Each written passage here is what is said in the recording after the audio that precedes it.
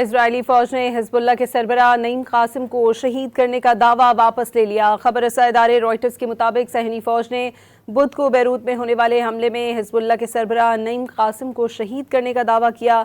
کچھ دیر بعد جاری وضاحت میں کہا کہ اس حملے میں نعیم قاسم نہیں بلکہ ان کے بھتیجے شہید ہوئے ہیں۔ اسرائیلی فوج نے حزب اللہ کے سربراہ نعیم قاسم کو شہید کرنے کا دعویٰ واپس لے لیا ہے۔ خبر رساں ادارے رائٹرز کے مطابق صہیونی فوج نے بدھ کو بیروت میں ہونے والے حملے میں حزب اللہ کے سربراہ نعیم قاسم کو شہید کرنے کا دعویٰ کیا تھا۔ اسرائیلی فوج نے حزب اللہ کے سربراہ نعیم قاسم کو شہید کرنے کا دعویٰ واپس لے لیا۔ خبر رساں ادارے رائٹرز کے مطابق صہیونی فوج نے بدھ کو بیروت میں ہونے والے حملے میں حزب اللہ کے سربراہ نعیم قاسم کو شہید کرنے کا دعویٰ کیا۔ کچھ دیر بعد جاری وضاحت میں کہا کہ اس حملے میں نعیم قاسم نہیں بلکہ ان کے بھتیجے شہید ہوئے ہیں۔ اسرائیلی فوج نے حزب اللہ کے سربراہ نعیم قاسم کو شہید کرنے کا دعویٰ واپس لے لیا ہے۔ خبر رساں ادارے رائٹرز کے مطابق صہیونی فوج نے بدھ کو بیروت میں ہونے والے حملے میں حزب اللہ کے سربراہ نعیم قاسم کو شہید کرنے کا دعویٰ کیا تھا۔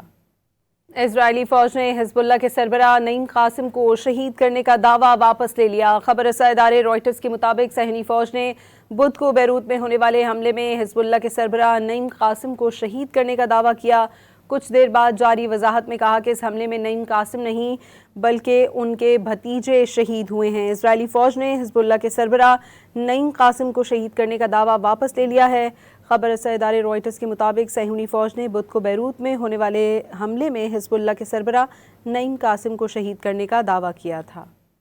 اسرائیلی فوج نے حزب اللہ کے سربراہ نعیم قاسم کو شہید کرنے کا دعویٰ واپس لے لیا۔ خبر رساں ادارے رائٹرز کے مطابق صہیونی فوج نے بدھ کو بیروت میں ہونے والے حملے میں حزب اللہ کے سربراہ نعیم قاسم کو شہید کرنے کا دعویٰ کیا۔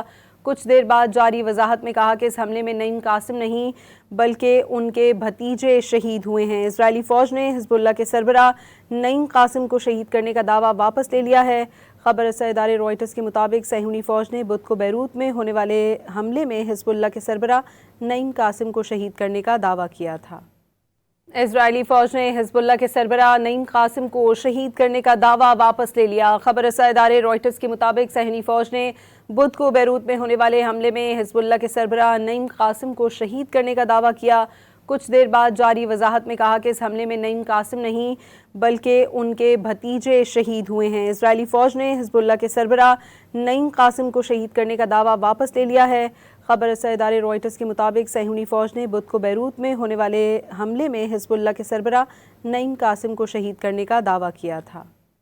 اسرائیلی فوج نے حزب اللہ کے سربراہ نعیم قاسم کو شہید کرنے کا دعویٰ واپس لے لیا۔ خبر رساں ادارے رائٹرز کے مطابق صہیونی فوج نے بدھ کو بیروت میں ہونے والے حملے میں حزب اللہ کے سربراہ نعیم قاسم کو شہید کرنے کا دعویٰ کیا۔